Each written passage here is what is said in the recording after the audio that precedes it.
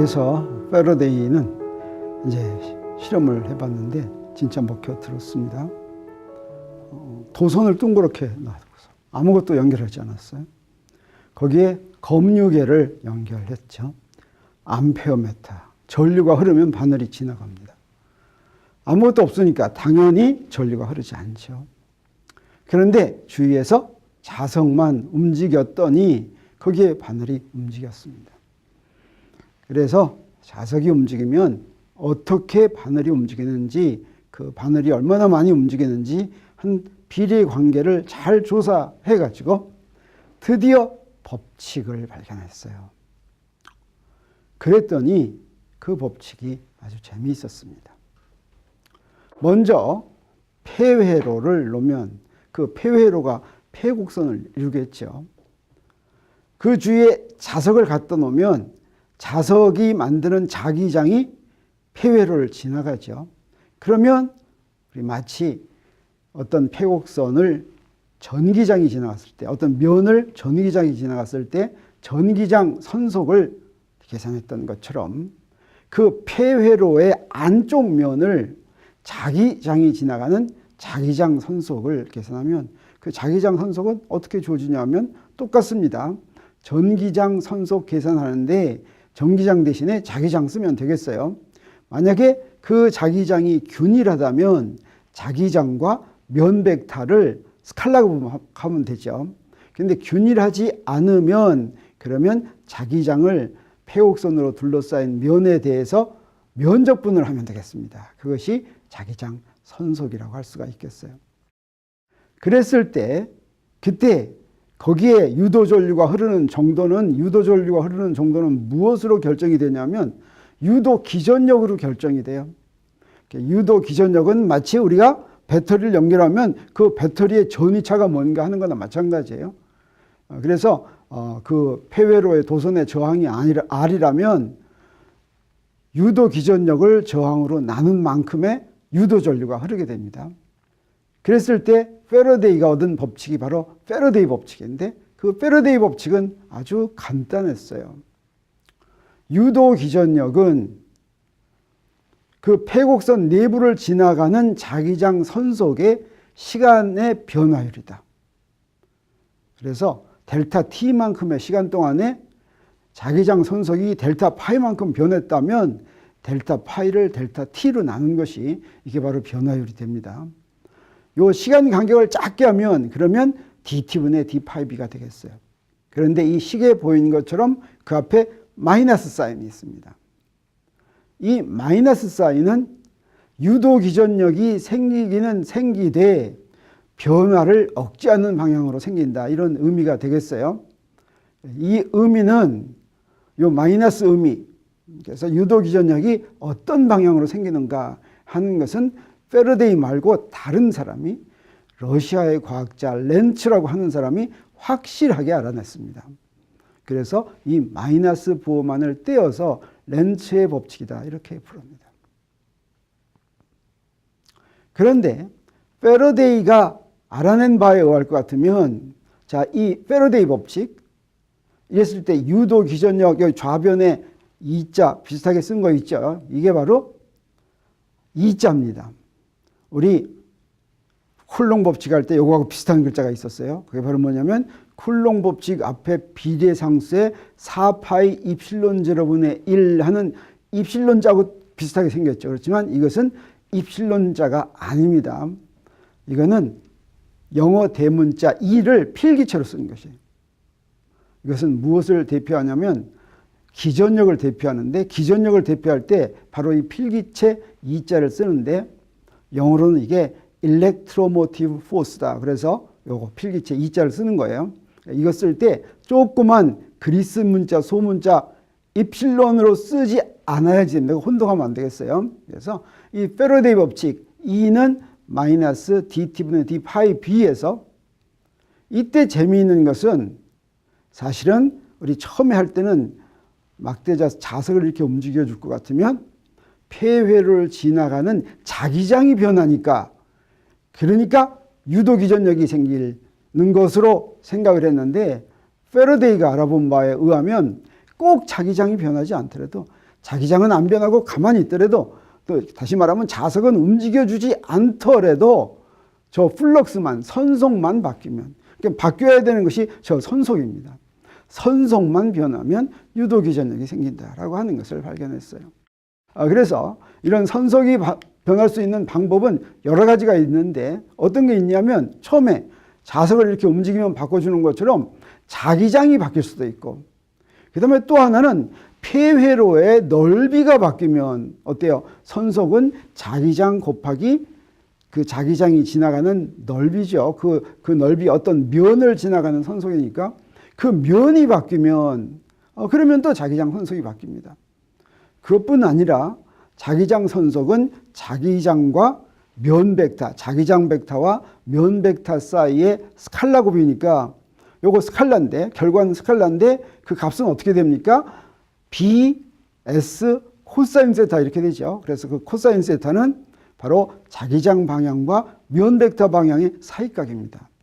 그래서 이 사이각이 바뀌더라도 또 역시 자기장 선속이 바뀌니까 그때 유도기전력이 생긴다라고 하는 거예요. 그래서 유도기전, 처음에는 패러데이가 처음에는 그냥 웨르스테드가 발견한 것으로부터, 웨르스테드는 어땠습니까? 전류가 있으면 자기장이 생기니까, 다시 말하면 전하가 움직이면 자기장이 생기니까, 그러면 자석이 움직이면 전기장이 생기지 않을까 이렇게 생각했는데, 자석이 움직일 때뿐 아니라 전기장이 생기게 하는, 폐회로에 유도기전력이 생기게 하는 원인은 플럭스다, 자기장 선속이다 라고 하는 것을 알아냈습니다. 그래서 자기장이 바뀌게 하는 방법은 여기 있는 그림처럼 여기에 폐회로 또는 코일 같은데 자석을 움직이면 그 코일을 지나가는 자기장 선속이 바뀌고, 또 하나 그 다음에 면의 넓이가 바뀌게 하는 것은 폐회로의 한쪽 끝을 고정을 시키지 않고 움직이게 만들어요. 그래서 그 끝을 이렇게 움직이면 어떻습니까? 안쪽 넓이가 더 커지죠. 이런 식으로 넓이가 바뀌기도 하겠습니다. 그 다음에 자기장 방향과 면의 방향이 바뀌게 하는 것은 여기에 고정된 자석 주위에 자기장은 일정하게 해놓고서 코일을, 폐회로를 그 안에 집어넣고 회전을 시켜요. 회전을 시키면 계속해서 자기장의 방향과 면의 방향이 바뀌겠죠. 그래서 자기장 선속이 계속 바뀝니다. 그럼 고정 자석, 영구 자석을 하나 딱 놔두고 거기서 코일만 막 해주면 여기에 전류가 흐르는, 유도기전력이 생겨서 전류가 흐르는데, 바로 우리가 교류발전소에서 하는 방법이 이렇게 하는 것입니다.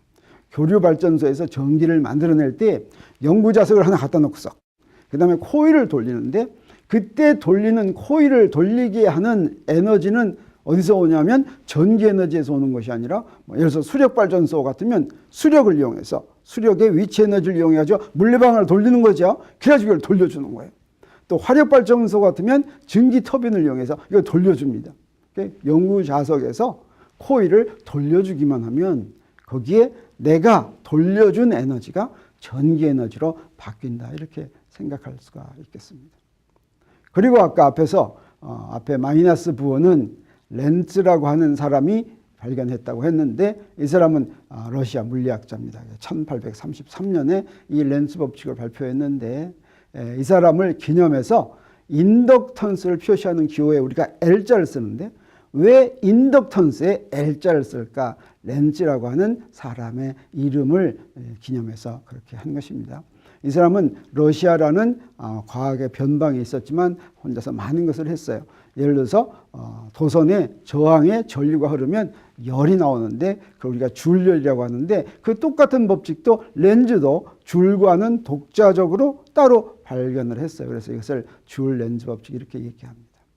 그러면 한번 렌즈 법칙을 적용하는 걸 한번 연습해 보도록 하겠어요. 지금 여기에 둥그런 코일이 있는데, 코일에다가 내가 자석을 가까이 갖고 가면 그러면 여기에 어떤 방향으로 유도기전력이 생길까? 다시 말하면 유도전류는 어떤 방향으로 흐를까 하는 것은 변화를 억제하는 방향입니다.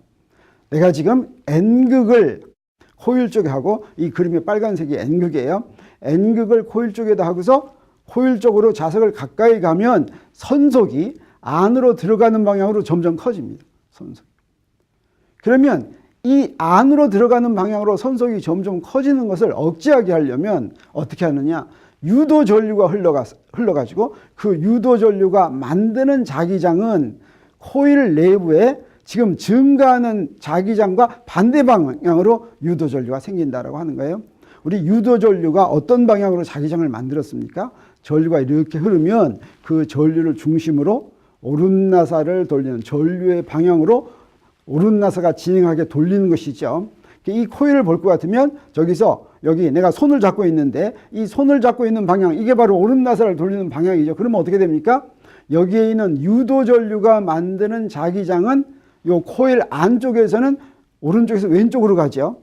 아까 막대 자석을 오른쪽으로 갖고 가면 왼쪽에서 오른쪽으로 자기장이 세지니까 이것을 억제하기 위해서 유도 전류가 저 코일에 여기서 앞에서 보면은 시계 반대 방향으로 흐르면 그때 코일에 생기는 유도 전류가 만드는 자기장의 방향은 아까 증가하는 막대 자석 때문에 증가하는 자기장의 방향과 반대 방향이 돼서 코일 내부에서 자기장의 세기가 또는 플럭스가 선속이 증가하는 것을 억제하는 방향으로 유도 기전력이 생긴다, 이렇게 얘기할 수가 있겠습니다. 이번에는 여기에 이제 원형 도선이 있는데, 코일이 있는데, 자, 폐곡선이 있습니다. 어떤 방법으로든 점점 윗방향으로 지금 자기장이 점점 증가하고 있다면, 그러면 윗방향으로 자기장 선속이 점점 커지고 있죠.